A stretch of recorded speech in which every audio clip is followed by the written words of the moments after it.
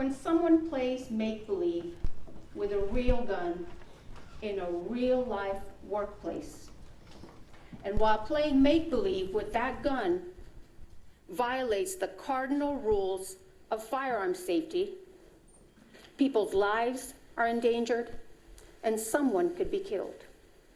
Ladies and gentlemen, that's what this case is about. It's simple, it's straightforward.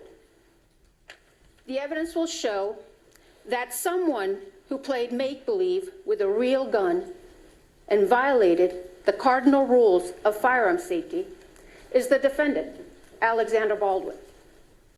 You will hear over the course of the next few days that in the fall of 2021, a movie called Rust began filming at the Bonanza Creek Ranch just south of Santa Fe in Santa Fe County.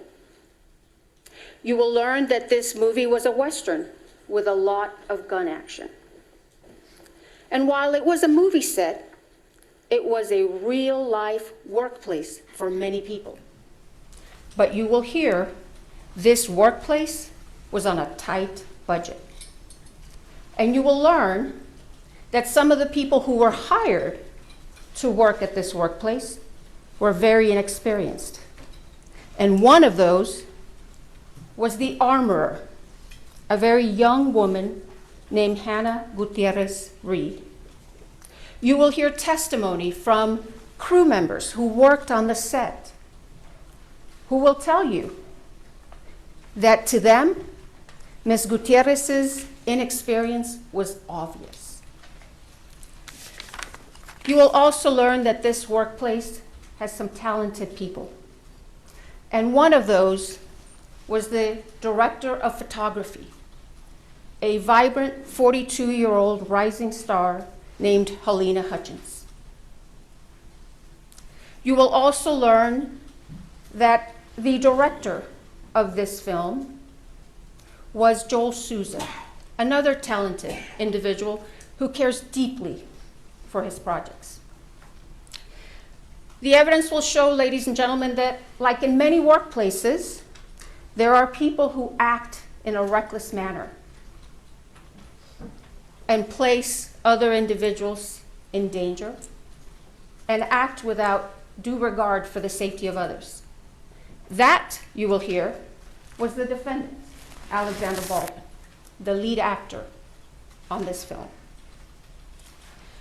You will learn that this movie began filming on or about October 6, 2021. But the defendant did not arrive on set to begin working until about October 13. And you will learn that prior to arriving on the set to work, he requested to be assigned the biggest gun available. So he was assigned this revolver, a replica of an 1873 single-action revolver manufactured by Pieta Firearms in Italy. You will hear from Alessandro Pieta, who will tell you he manufactured this gun. And he will tell you he manufactured it in 2015. And he will explain the quality control measures that Pieta Firearms follows in order to ensure that firearms that are manufactured by Pieta Firearms don't have any problems or issues. Mr. Pieta will tell you that this firearm he himself manufactured, and that when Pieta sent it to EMF, which is the company that distributes firearms for Pieta Firearms in the United States, this gun was in perfect working condition. You will hear from Justin Neal, who is a representative of EMF, a company out of California that has historically been known to provide firearms to the movie industry. Mr. Neal will tell you that when EMF received this firearm in 2017, it was in perfect working order. And in fact, when EMF had this firearm, it was subjected to numerous quality control inspections because it was used as a show gun at gun shows. The evidence will show that In September of 2021, an individual by the name of Seth Kenny was contacted by the folks with Rust Production. They asked Mr. Kenny if he would be able to provide some firearms for the filming, for use during the filming of Rust. You will learn that Mr. Kenny owns PDQ Firearm and Prop. It's a duly licensed firearms dealership. Mr. Kenny then contacted EMF and ordered several single-action replica revolvers. And in September, or on September 29, 2021, Mr. Kenny purchased this gun. And you will hear that Mr. Kenny received it from EMF, and it was in perfect working order. The only thing that Mr. Kenny did to this gun was to insert the firing pin, because since it was a show gun, it didn't have a firing pin. But you'll learn that that's a very easy step. All he had to do was just insert the pin, and that's it. And then Mr. Kenny had the firearms, this one and some other firearms, transferred to the set of Rust at the Bonanza Creek Ranch. And on October 13th, 2021, the defendant was supposed to have a training session with this gun and this young armorer. But you will see that during this training session, the defendant had somebody or a couple of people filming him while he's running around shooting this gun. You will learn, ladies and gentlemen, or you'll hear during this trial the use of the words prop gun. And you'll learn a prop gun is this real gun. It's not a toy.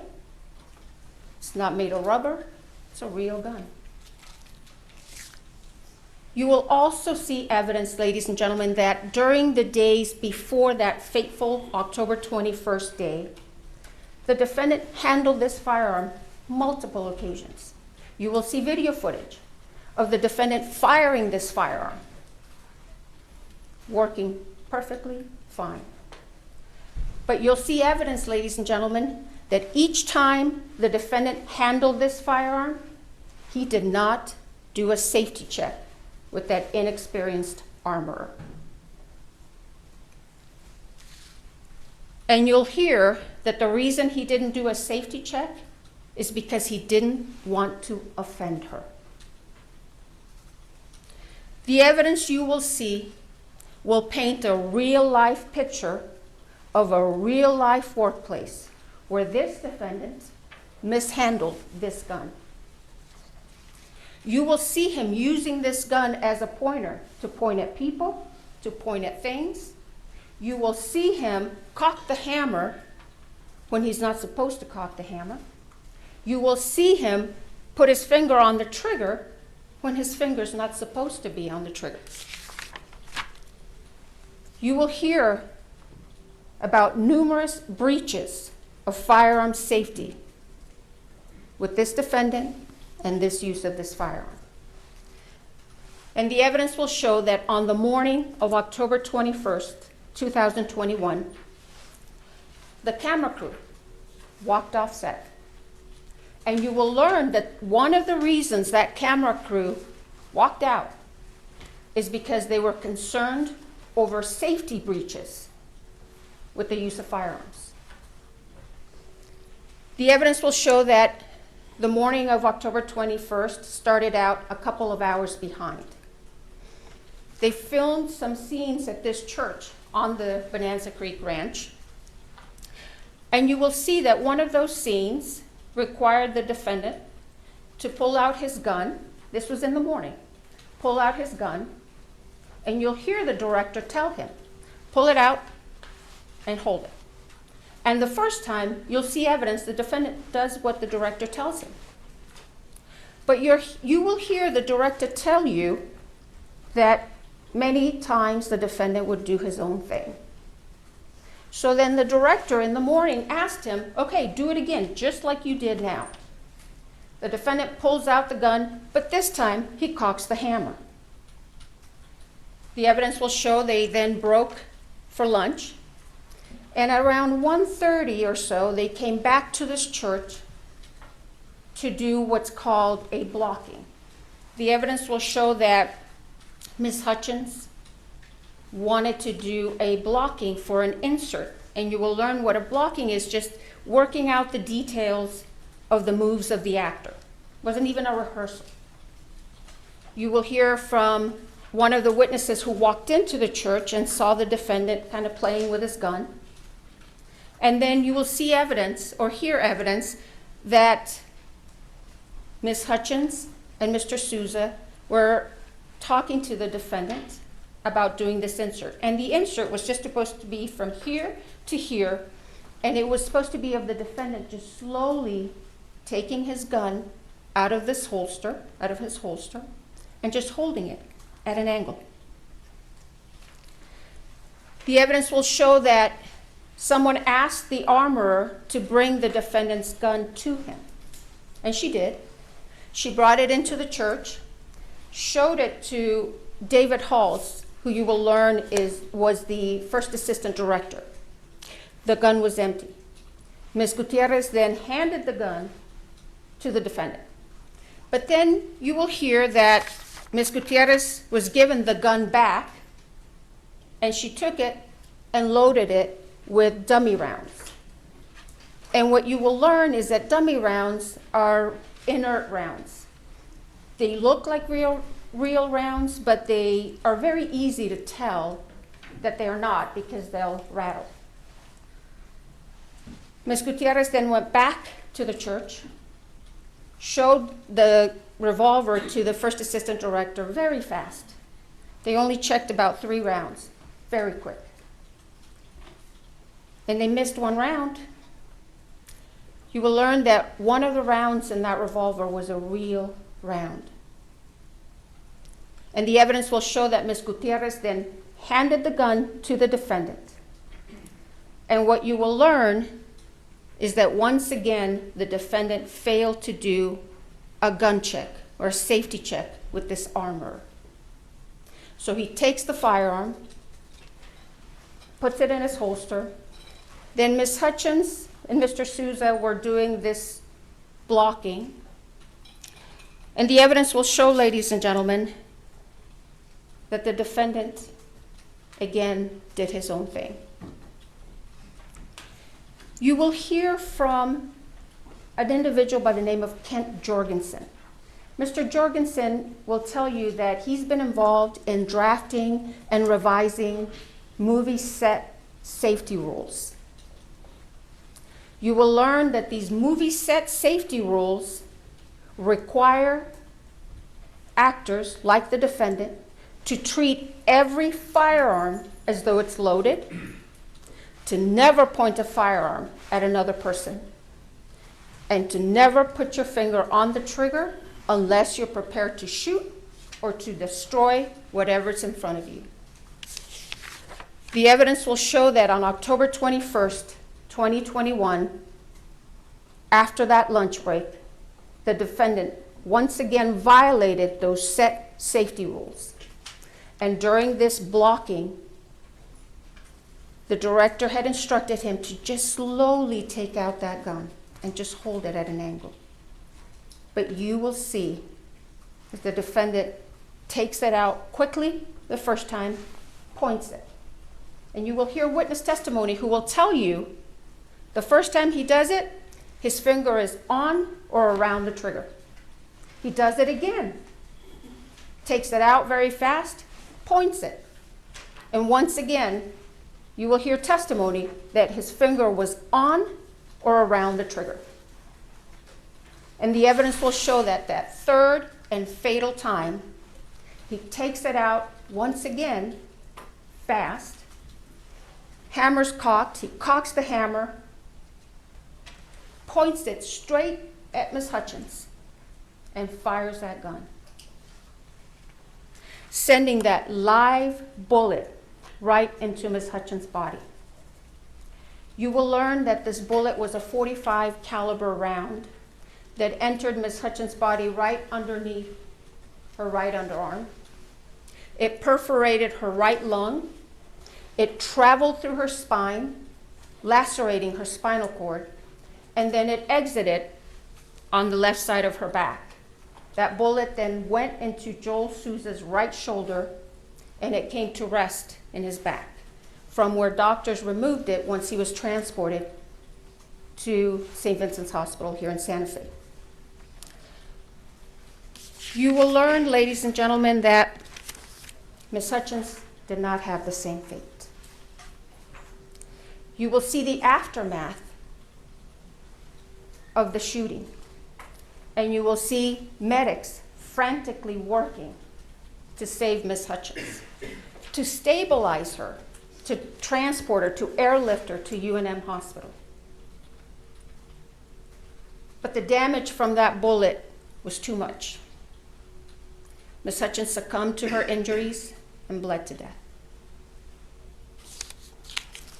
The evidence will show that meanwhile, after the shooting, the defendant began to claim he didn't pull the trigger. The evidence will show, ladies and gentlemen, that's not possible. You will hear from Mr. Pieta himself, who will tell you that gun will not discharge without a pull of the trigger. You will hear from firearms experts who will tell you that gun will not discharge without a pull of that trigger. The evidence will show that law enforcement officials arrived at the scene on October 21st after the shooting and immediately took this gun into their custody. Then later, they asked the FBI for assistance in processing this gun for forensics and examination. You will learn that the gun and some ammunition that was taken from the set and from PDQ Arms were sent to the FBI for analysis. You will learn that the gun first went to the DNA section of the lab, where a DNA analyst found the defendant's DNA on this gun. And then the gun was transferred to the firearms and tool mark section of the lab, where a firearms examiner examined this gun very carefully and closely. Bryce Ziegler, who is the firearms examiner for the FBI, will tell you that when he received this firearm, he first examined it. He didn't see any defects, didn't see any modifications. He tried and he checked the hammer in the 3 different positions, cocking positions. He checked the quarter cock position, fine. Checked the half cock position, fine. Checked the full cock position, fine. And when he held it in the full cock position, you will hear that hammer held until he pulled the trigger. You will also hear that Mr. Ziegler test fired this gun 12 different times. And each time, that gun fired as it was designed. Each time, when he pulled that trigger, it fired. And he will tell you that not once did this gun malfunction or discharge on its own. Now, the evidence will show that because the defendant had been claiming that he didn't pull the trigger, Mr. Ziegler suggested one last test to the Sheriff's Department. Mr. Ziegler told the Sheriff's Department that he could do what's called an accidental discharge test. He obtained authorization to do this test, and you will hear that he left that test for last because that test could potentially damage the gun. Mr. Ziegler went forward after he received this authorization and conducted the accidental discharge test. And you will hear, ladies and gentlemen, that during that test, a couple of the internal components of this firearm damaged. You will hear that the trigger sear and the full cock hammer notch were damaged during the accidental discharge testing.